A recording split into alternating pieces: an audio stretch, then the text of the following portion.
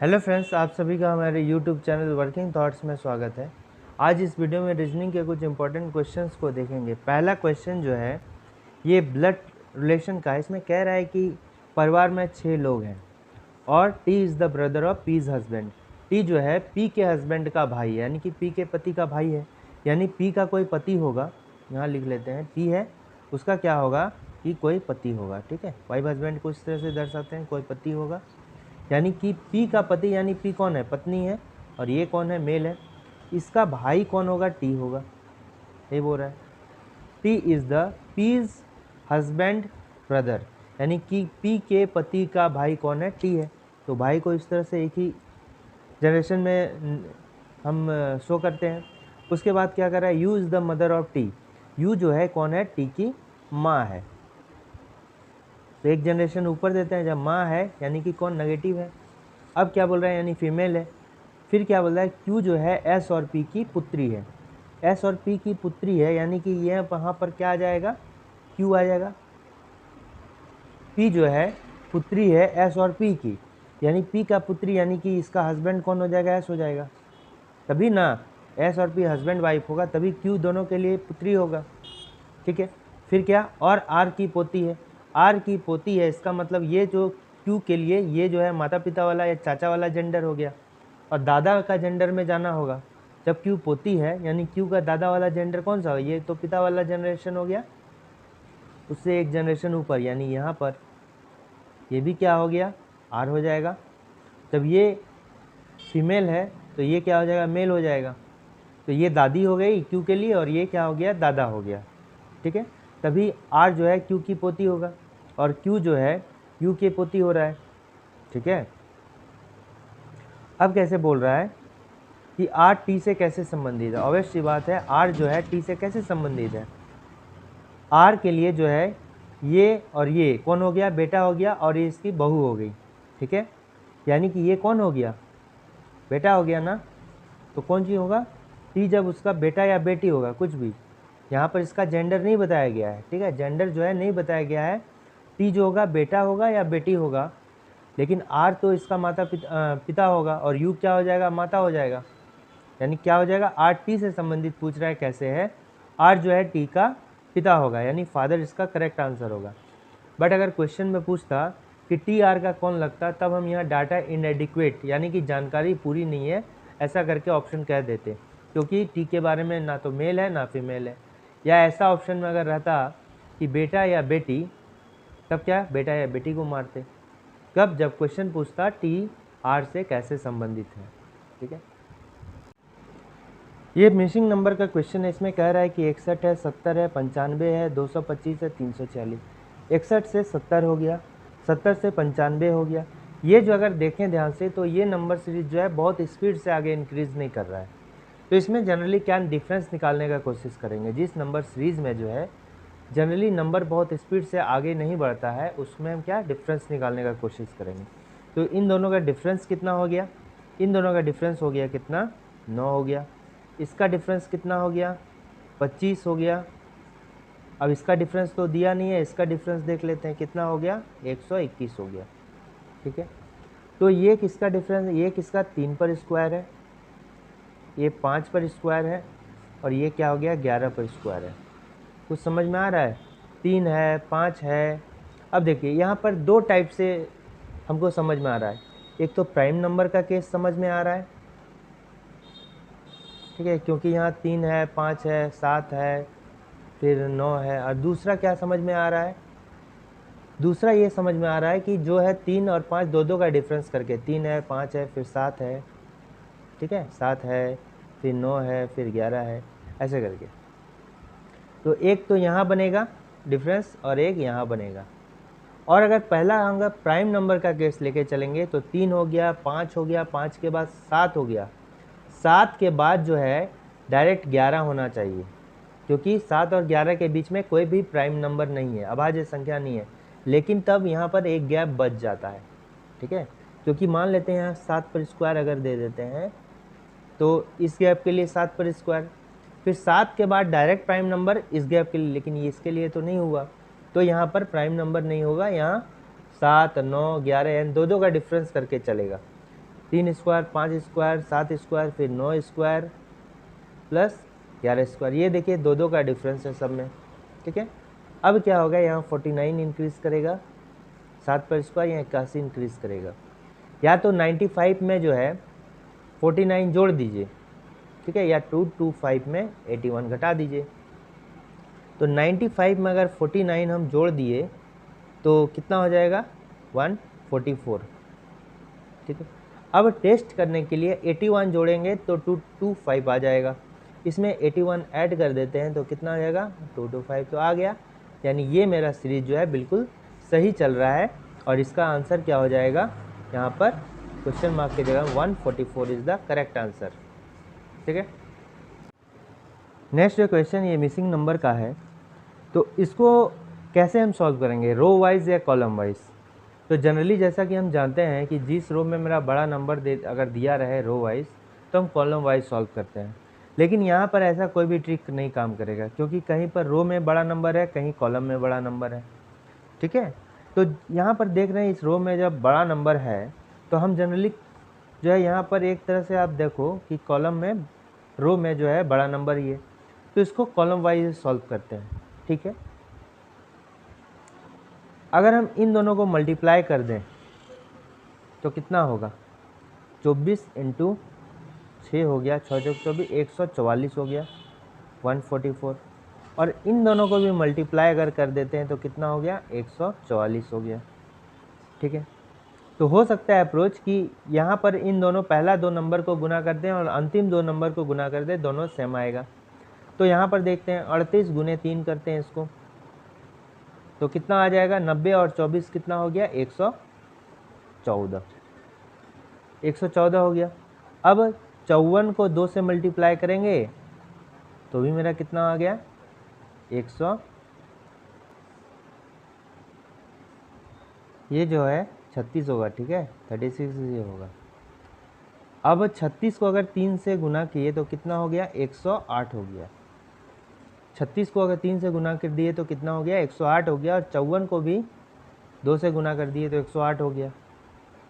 Same to same trick हमको मिल गया। तो 32 गुने मान लेते हैं, क्या करें, x, और ये कितना होगा, 24 का स्क्वायर, 24 इंटू 24 हो गया, 24 का स्क्वायर कितना हो गया, 576, यानी x का वैल्यू कितना हो जाएगा।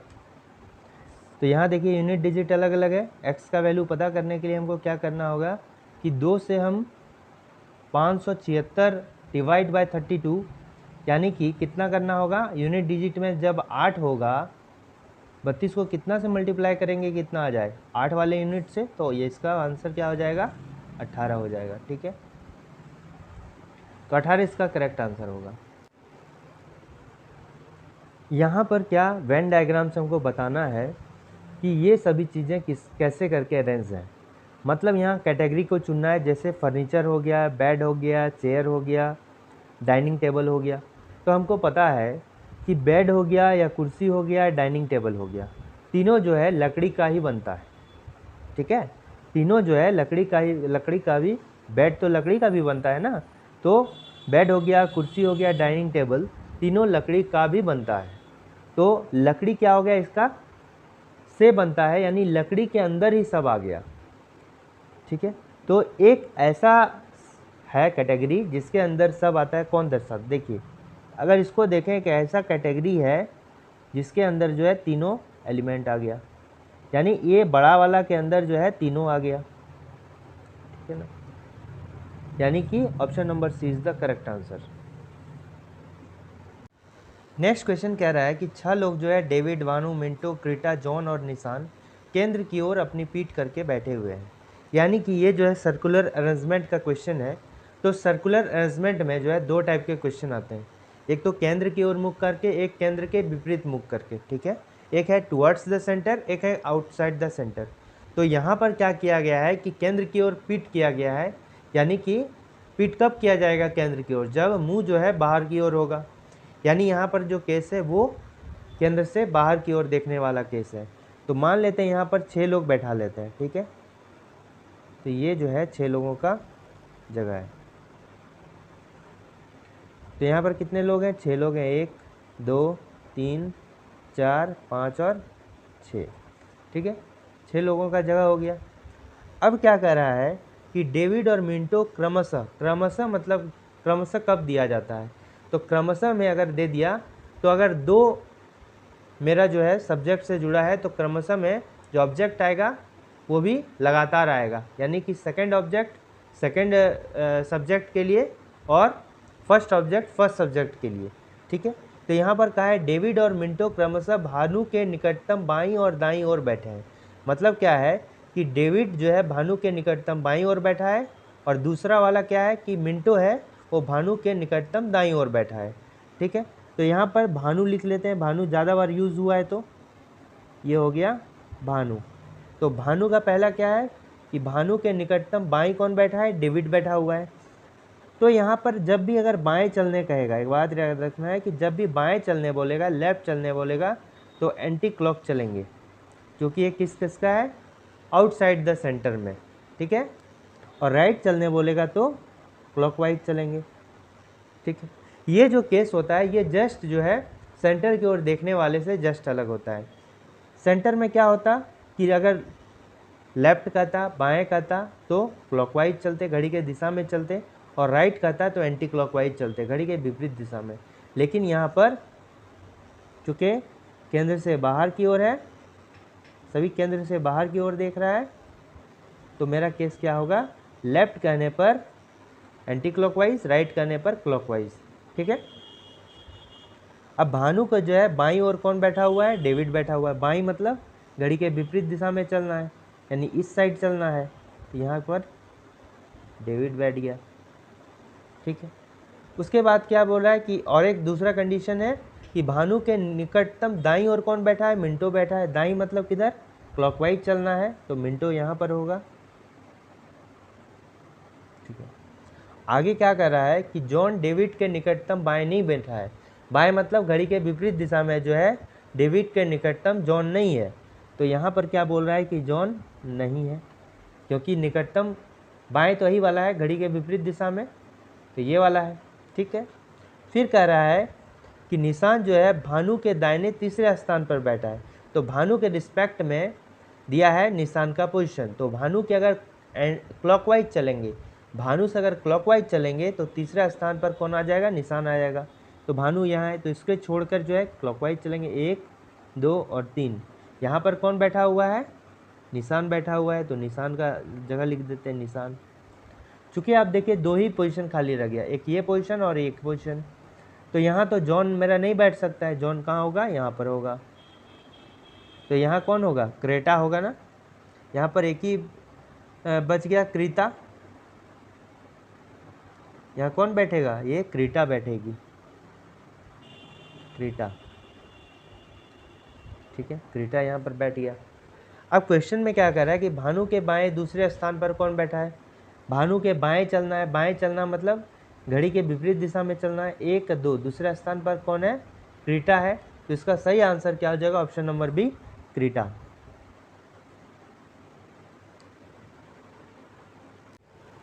नेक्स्ट क्वेश्चन जो है मेरा कोडिंग डिकोडिंग का है। इसमें टेक 30 वैक्सीन को 892 लिखा गया है। तो इधर देख रहे हैं 3 वर्ड है, तो 3 मेरा क्या है, नंबर भी है। इसमें भी 3 वर्ड इस साइड है, तो 3 उसके लिए नंबर जो है इधर दिया गया है, यानी कि एक वर्ड का पर्टिकुलर एक नंबर कोड होगा। ठीक है, तो इसको मान लेते हैं इक्वेशन 1 है, इसको मान लेते हैं इक्वेशन 2 है, और इसको मान लेते हैं कितना, इक्वेशन 3 है। ठीक है, तो लेफ्ट साइड में मेरा कितना क्या दिया गया है, वर्ड दिया गया है, और राइट साइड में मेरा उसके लिए पर्टिकुलर नंबर दिया गया है। ठीक है, जैसे कि अगर पहला और दूसरा को लेंगे, पहले और दूसरे इक्वेशन को लिए, तो इसमें देखते हैं कि लेफ्ट साइड वाले जो भी वर्ड दिया गया उसमें क्या कॉमन है। टेक दिस वैक्सीन और वैक्सीन प्रोटेक्ट अस, तो इन दोनों में वैक्सीन को छोड़कर और कोई भी कॉमन नहीं है, यानी कि एक वर्ड मेरा कॉमन है। तो राइट साइड में उसी तरह जो नंबर दिया गया उसमें एक ही नंबर कॉमन होगा बस। तो जैसे 892 हो गया, 263, यहाँ पर 2 क्या है, कॉमन है। इसका मतलब क्या हो गया कि वैक्सीन के लिए पर्टिकुलर कोड जो है 2 बनाया गया है। रिमेनिंग जैसे इक्वेशन 1 में देखें तो 8 और 9 जो है टेक दिस के लिए कोई इसमें से एक कोड होगा।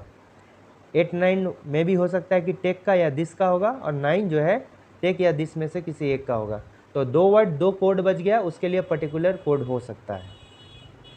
यहाँ भी प्रोटेक्ट अस है और 6-3 के लिए इनमें से कोई एक वर्ड का एक कोड होगा, ठीक है। तो यहाँ पर हमको रिजल्ट में पहुँचने से मतलब है, तो रिजल्ट में कैसे जल्दी पहुँचा जाए, एग्ज़ाम पॉइंट ऑफ व्यू से हमको टाइम बचाना है, तो ये देखते हैं।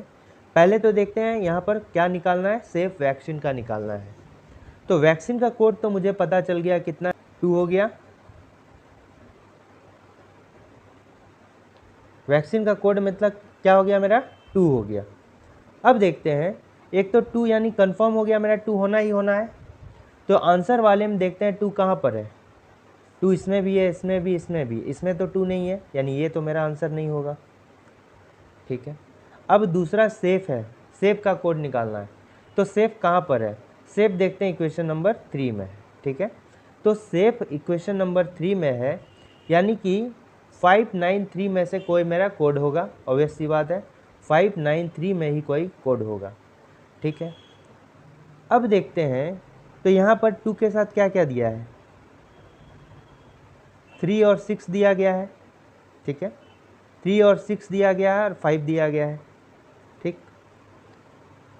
तो अगर हम ध्यान से 6-3 वाले कोड को देखें, 2 के साथ 5 है, 3 है और 6 है, इन तीनों में से कोई सेफ का कोड होगा। अगर दूसरे इक्वेशन को हम देखते हैं कि 2 तो किसके लिए, वैक्सीन के लिए हो गया, 6 और 3 जो है कोड प्रोटेक्ट अस के लिए बनाया गया है। कोई एक कोड वर्ड का जो है 6 होगा या फिर 3 होगा, अस के लिए जो है 6 या 3 होगा, यानी 6-3 का जो है कोड क्या होगा, प्रोटेक्ट अस के लिए। सेफ के लिए नहीं होगा, यानी ये दोनों भी नहीं होगा। सेफ के लिए कौन सा हो जाएगा, यानी एक बच गया, B. Option number B is the correct answer. ये एनालॉजी का क्वेश्चन है, 68 से 321 बनाना है, तो 525 से सेम लॉजिक पर क्वेश्चन मार्क के जगह में क्या होगा। तो चूँकि हम देख रहे हैं कि 68 से 321 बनाना है, 525 से जो है ये ऑप्शन में से क्या बनाएगा। तो हम देख रहे हैं कि ऑप्शन बहुत ज़्यादा बड़ा बड़ा है, ठीक है। तो जब भी बड़ा ऑप्शन देखा जाए तो हमको क्या करना है कि स्क्वायर, क्यूब, मल्टीप्लाई, ये सब को अवॉइड करना होगा। इसमें जस्ट क्या करेंगे कि डिफरेंस निकालने का कोशिश करना होगा। जैसे इन दोनों का डिफरेंस कितना होता है, 321 का अगर डिफरेंस देखेंगे 68 के साथ, तो क्या है, 3 है, इसमें कितना 5 हो गया, 253 इसमें डिफरेंस हो गया, इसमें भी 253 इंक्रीज़ कर गया, तो यहाँ भी 253 इंक्रीज़ कर देंगे, तो कितना 8 7 7 8 मेरा होगा। तो इसका correct answer option number C होगा, ठीक है। ये कोडिंग डिकोडिंग का क्वेश्चन है। इसमें जो है कोई वर्ड दिया गया है और उसका एक पर्टिकुलर कोड दिया गया है। तो हम किसी भी वर्ड का पर्टिकुलर कोड किस बेसिस पे बनाते हैं ये जानना होगा। पहला, जो कितना नंबर ऑफ लेटर है उस वर्ड में, ठीक है। दूसरा हो गया कि उस लेटर का पोजीशन को ऐड करके हम कोड बनाते हैं, कि कोई वर्ड दिया गया उसमें जितना भी लेटर है उसका पोजीशन जो है, जो अल्फ़ाबेटिकल पोजीशन होता है, उसको ऐड करके बनाते हैं, या फिर उसके रिवर्स को ऐड करके बनाते हैं। तो इसमें क्या दिया गया हम देखते हैं कि जैसे सॉल्ट है, तो यहाँ 4 लेटर है दिया गया है, तो पहले नंबर ऑफ़ लेटर से स्टार्ट करेंगे। 4 दिया गया है, 4 से 16 बना सकते हैं, बिल्कुल, 4 का स्क्वायर कर देंगे तो मेरा 16 आ गया। अब इसमें कितना है, 6 है, तो 6 को 36 कैसे बनाएंगे, स्क्वायर कर देंगे, तो लॉजिक समझ में आ गया। नंबर ऑफ़ लेटर पर स्क्वायर कर दिया गया है, तो यहाँ कितना है, 12 मेरा नंबर ऑफ़ लेटर है, तो उसी तरह 12 पर स्क्वायर कर दिए तो कितना हो जाएगा, 144। Option number A is the correct answer. Question में कह रहा है कि एक सुबह जो है चित्रासी और आर्यन एक दूसरे को फेस करके बात कर रहे थे, ठीक है। यदि आर्यन का जो छाया है चित्रासी के बाईं ओर पड़ता है तो आर्यन किस दिशा में देख रहा था, ठीक है। तो इसमें कुछ नहीं करना है, बस एक बात याद रखना है कि जैसे मान लेते हैं कि अगर हम डायरेक्शन को देखें, अगर हम डायरेक्शन को देखेंगे तो ऊपर नॉर्थ होता है, इधर ईस्ट होता है, नीचे वेस्ट होता है, साउथ होता है, और इस साइड में वेस्ट होता है, उत्तर, दक्षिण, पूर्व, पश्चिम। तो सूरज मेरा किधर उगा, ईस्ट की ओर उगा, ठीक है। मान लेते हैं एक पर्सन होगा कोई ऐसे करके, ठीक है। ये जो है नॉर्थ की ओर फेस कर रहा है, यानी लेफ्ट इसका किधर, इस साइड होगा, और राइट इसका किधर, इधर होगा। ये साउथ की ओर फेस कर रहा है, इसका लेफ्ट किधर होगा, इस साइड होगा, राइट किधर होगा, इधर होगा, ठीक है। यानी कि छाया जब भी बनेगा, सूर्य का किरण इधर पड़ा इस साइड में, तो इधर तो किरण है, तो इसका परछाई व्यक्ति के इस साइड बनेगा ना, ठीक है। तो इसका जो किरण बनेगा इधर कौन सा बनेगा, राइट। छाया किधर बनेगा, राइट साइड बनेगा, और इसका जो किधर बनेगा, इस साइड बनेगा, लेफ्ट में बनेगा, ठीक है, लेफ्ट में बनेगा, ऑब्वियस सी बात है। अब क्या बोल रहा है, ये तो बेसिक चीज़ हो गया। क्वेश्चन में कह रहा है कि आर्यन की छाया चित्रासी के बाईं ओर, इंपॉर्टेंट है किसके बाईं ओर बन रहा है, चित्रासी के बाईं ओर छाया बन रहा है। तो यहाँ पर बाईं ओर छाया किस में बन रहा है, इसमें बन रहा है ना। ये लेफ्ट साइड में छाया किस में बन रहा है, इसमें बन रहा है। तो क्या होगा, ये चित्रासी ये वाला होगा, चित्रासी। ये कौन होगा, चित्रासी होगा, क्योंकि लेफ्ट छाया बाईं ओर छाया इसका बन रहा है। और ये इधर कौन होगा, आर्यन होगा, आर्यन होगा, ठीक है। तो चित्रासी के लेफ्ट साइड में आर्यन का छाया, आर्यन का छाया राइट साइड हो गया, यानी चित्रासी का लेफ्ट जो हो गया, आर्यन का राइट हो गया, ठीक है। बस इतना ही है। तो आर्यन किस दिशा में फेस कर रहा है, आर्यन जो है नीचे फेस कर रहा है ना, साउथ की ओर फेस कर रहा है।